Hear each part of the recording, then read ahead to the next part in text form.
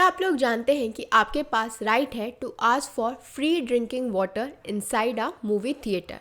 तो next time अब जब भी आप मूवी देखने जाएं तो आप जाके उनसे ये फ्री ड्रिंकिंग वाटर की डिमांड रख सकते हैं। इसके साथ साथ अगर आप बच्चों के साथ इन्फेंट के साथ मूवी देखने जा रहे हैं, इन दैट केस कोर्ट ने ये ऑर्डर दिया है कि आप उनके लिए एक रीज़नेबल अमाउंट ऑफ फूड अपने साथ कैरी कर सकते हैं इनसाइड अ थिएटर। आज के हमारे वीडियो में हम ऐसे ही 3 और इम्पॉर्टेंट राइट्स के बारे में बात करेंगे, जिसमें से पहला होगा that is it allowed to do PDA inside a theatre, यानी पब्लिक डिस्प्ले ऑफ अफेक्शन जो कई लोग थिएटर के अंदर करते हुए पाए जाते हैं, क्या ये अलाउड है, क्या ये लीगल है। सेकंड जिसकी हम बात करेंगे वो ये है that is it legal to film a movie inside a theatre. बहुत लोग अपना कैमरा पूरे टाइम ऑन रख के मूवी को रिकॉर्ड कर रहे होते हैं, क्या ये लीगल है, क्या आप ऐसा कर सकते हैं। एंड लास्टली जो पिक्चर हॉल के अंदर नेशनल एंथम बजता है, जैसे ही आप पिक्चर हॉल के अंदर जाते हैं सबसे पहले जो नेशनल एंथम बजता है उसके लिए खड़ा होना ज़रूरी है। Is it mandatory to stand up during the playing of national anthem in movie halls. अब सबसे पहले हम बात कर लेंगे उस कोर्ट ऑर्डर की जहाँ पे हमें ये राइट मिला है to ask for free drinking water and secondly to carry reasonable amount of food for infants. So the name of the case is KC cinema versus the state of Jammu and Kashmir and others. Supreme court की bench जो इस केस को hear कर रही थी, it comprised of chief justice DY Chandrachud and justice PS Narasimha. उन्होंने ये कहा था कि ये जो सिनेमा हॉल ओनर्स होते हैं ये प्रोहिबिट कर सकते हैं मूवी गोयर्स को from carrying their own food and beverages inside a cinema hall. लेकिन उसके साथ साथ इस बेंच ने ये भी क्लैरिफाई किया था कि ये जो सिनेमा हॉल है इन्हें प्रोवाइड करना होगा hygienic drinking water for all movie goers free of cost in theatres. और इसके साथ साथ ये भी कहा कि जो लोग इन्फेंट और बच्चों के साथ आते हैं मूवी देखने, so they can carry reasonable amount of food for them inside the theatres. अब ये सारा इशू स्टार्ट कहाँ से हुआ? तो ये इशू स्टार्ट हुआ था from the order given by the Jammu and Kashmir high court, जहाँ पे कोर्ट ने ये कहा था कि ये जो मूवी गोअर्स हैं वो अपने साथ फूड स्टफ और बेवरेजेस कैरी कर सकते हैं। और इसी ऑर्डर की वजह से the apex court which is the supreme court was approached against this judgement of the Jammu and Kashmir high court. Supreme court के जज जस्टिस PS नरसिम्हा ने ये कहा कि ये जो सिनेमा है they have a right to reserve admission, यानी जो सिनेमा के जो थिएटर्स के ओनर्स हैं उनके पास ये राइट होता है कि वो अपने हिसाब से अपनी कॉस्ट पे जो ये फूड और बेवरेजेस हैं वो सेल कर सकते हैं, ये उनका राइट है। और इसीलिए चीफ जस्टिस का ये कहना था that how can the high court of Jammu and Kashmir say that they can bring any food inside cinema halls. तो इसीलिए ये जो पावर होती है कि थिएटर के अंदर क्या रूल्स एंड रेगुलेशंस है, क्या होगा क्या नहीं होगा, किस प्राइस पे चीज़ें बिकेंगी, ये सब चीज़ों को डिसाइड करने का जो राइट है वो थिएटर के ओनर के पास होता है और कोर्ट जो है उसके अंदर दखल नहीं दे सकता, क्योंकि थिएटर एक प्राइवेट प्रॉपर्टी है, उस ओनर की प्रॉपर्टी है, इसीलिए उसके पास उससे रिलेटेड डिसीजंस लेने का राइट है। और इसी रिगार्ड के अंदर चीफ जस्टिस ने एक एग्जाम्पल भी दिया कि कल को अगर कोई अपने साथ जलेबी लेकर आ जाएगा तो ऑब्वियसली ओनर को अच्छा नहीं लगेगा कि वो जलेबी खा के उन गंदे हाथों को कोई उसकी सीट से पहुँचे। क्या ये सही होगा? It's his right, it's the owner's right to decide कि क्या अलाउड होगा या नहीं। ओनर को नहीं पसंद आएगा कि उसके थिएटर के अंदर आके कोई तंदूरी चिकन खाए या जलेबी खाए, तो इसलिए ये सब राइट डिसाइड करने की पावर जो है वो ओनर के पास होनी चाहिए। और कोर्ट ने ये भी नोट किया कि थिएटर से रिलेटेड कोई भी रूल्स एंड रेगुलेशन बनाने की जो पावर होती है वो स्टेट के पास होती है, क्योंकि it is a state subject. और जो ये रेगुलेशंस बनाए गए हैं ये 1975 के रूल्स हैं, जहाँ पे ये देखा गया कि इन रूल्स के अंदर कहीं पर भी कोई भी मैंडेट नहीं है जो कि कंपेल करे ओनर को to allow movie goers to get food in cinema. और यही रीजनिंग दी कि क्यों जो सिनेमा गोअर्स हैं वो अपने साथ फूड और पानी की बॉटल या बेवरेजेस कैरी नहीं कर सकते।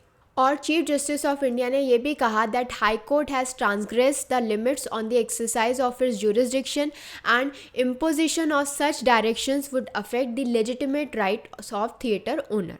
लेकिन ऐसा नहीं है कि सुप्रीम कोर्ट ने सिर्फ थिएटर ओनर्स जो हैं उन्हीं के राइट्स को कंसिडर किया है, उन्होंने कॉमन पब्लिक के राइट्स को भी कंसिडर किया है और ये कहा है कि सबसे पहला राइट तो जो सबको अवेलेबल है वो ये है that we have the right to demand for free hygienic drinking water inside the theatre. And second is कि अगर बच्चे या फिर इन्फेंट मूवी देखने आ रहे हैं, मूवी हॉल में आ रहे हैं, तो उनके पेरेंट्स अपने साथ एक reasonable amount of food carry कर सकते हैं। अब हम बात करेंगे हमारे सेकेंड राइट की, वो ये है that is it allowed to do PDA inside a theatre, यानी जो पब्लिक डिस्प्ले ऑफ अफेक्शन होता है क्या वो अलाउड है, क्या आप ऐसा कर सकते हैं। तो इसके रिगार्ड में कोई एक डेफिनेट लॉ नहीं है, कोई एक पर्टिकुलर लेजिस्लेशन नहीं है जो इससे डील करता हो और हम ये कह सकते हैं कि ये लीगल है या इलीगल है, लेकिन आप ऐसा कर सकते हैं but it should not be at the cost of someone else's inconvenience.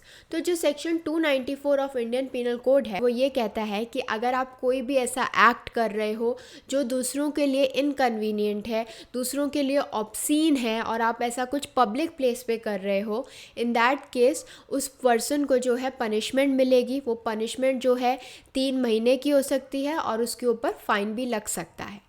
सो ये जो लॉ है वो थिएटर के बारे में नहीं है लेकिन पब्लिक प्लेस के बारे में है, और जो थिएटर है वो पब्लिक प्लेस है, इसीलिए अगर कोई ऐसा एक्ट करता है जो दूसरों के लिए इनकन्वीनियंट है, इन दैट केस उस पर्सन को पनिशमेंट मिल सकती है under section 294 of Indian penal code.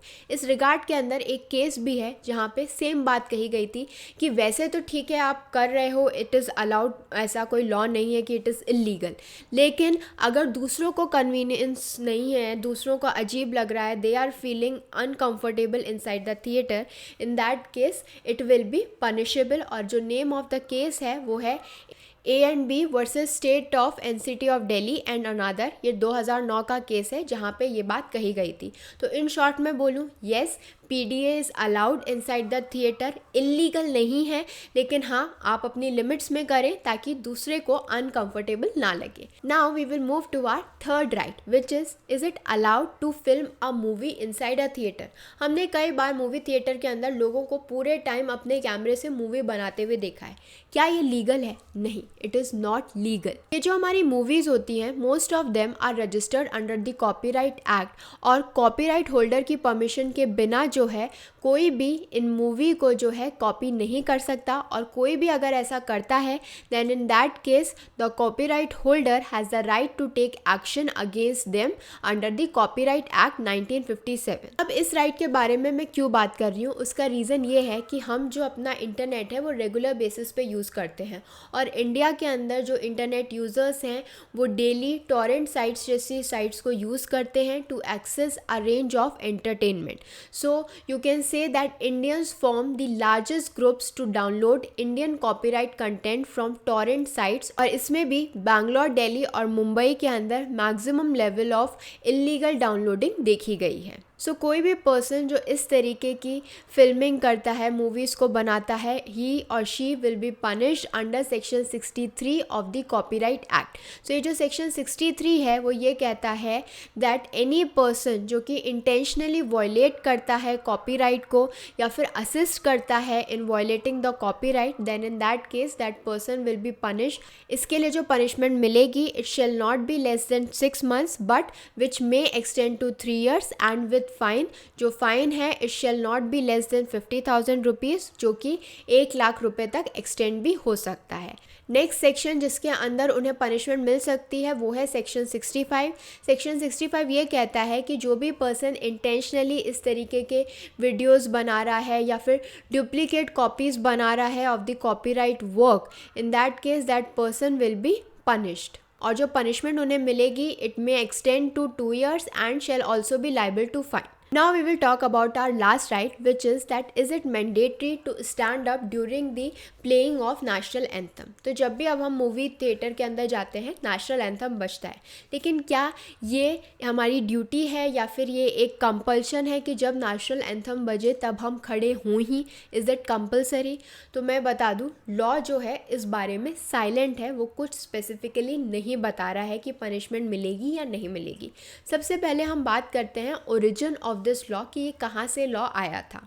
Supreme court ने नवंबर 2016 के अंदर ये मैंडेट दिया था कि हर सिनेमा हॉल के अंदर मूवी स्क्रीन करने से पहले नेशनल एंथम बजाया जाए। This order was issued by a bench comprising of justices Deepak Mishra and Amitava Roy.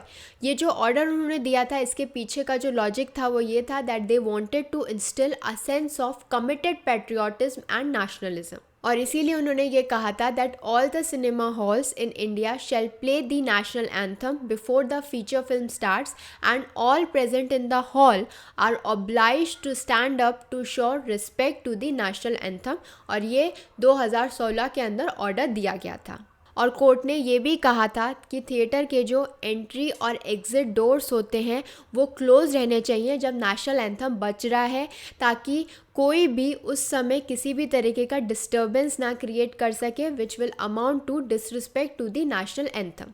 लेकिन जनवरी 2018 के अंदर एक 3 जज बेंच ने इस ऑर्डर को विड्रू कर लिया और ये क्लैरिफाई किया कि ये जो डायरेक्शन था to play the national anthem in theatres was optional. ये ऑप्शनल है, ये मैंडेटरी नहीं है। और इसके बाद ही कोर्ट ने सेंट्रल गवर्नमेंट को इन्फॉर्म किया that they should form a committee which can frame guidelines which can describe the circumstances and occasions when the national anthem is to be played और सम। इसके अंदर कुछ एग्जेम्पशंस भी हैं जहाँ पे कोर्ट ने एग्जेम्प्ट किया है व्हीलचेयर यूज़र्स को, या फिर जिन्हें ऑटिज्म है, सेरेब्रल पैल्सी है, मल्टीपल डिसेबिलिटीज़ है, पार्किंसन डिजीज़ है, मल्टीपल सेलोरिस, लेप्रोसी, मस्कुलर डिस्ट्रॉफी और hearing and visual disability from its directives. अब हम समझते हैं कि लॉ इस रिगार्ड के अंदर क्या कहता है। So section 3 of the prevention of insults to national honour act 1971 ये प्रोवाइड करता है एक 3 साल की इम्प्रिजनमेंट और फाइन उस इंसान के लिए, कोई भी ऐसा पर्सन जो कि इंटेंशनली प्रिवेंट करता है singing of the national anthem, या फिर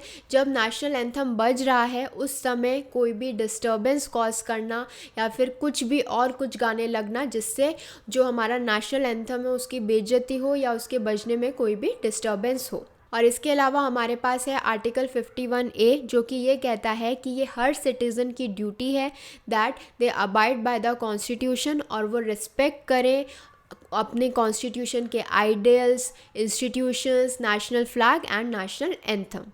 लेकिन इन सभी लॉज के अंदर कहीं पर भी ये नहीं बताया गया है that what is the proper way to show respect to the national anthem और नेशनल फ्लैग, और ना ही ये बताया गया है कि कैसे हमें खड़ा रहना चाहिए, बैठना चाहिए, या कैसे बिहेव करना चाहिए why national anthem is playing. So this was all about the rights, the laws which you should remember before going to a theater. I hope this information was helpful to all of you. Please do like, share and subscribe to my channel. Thank you.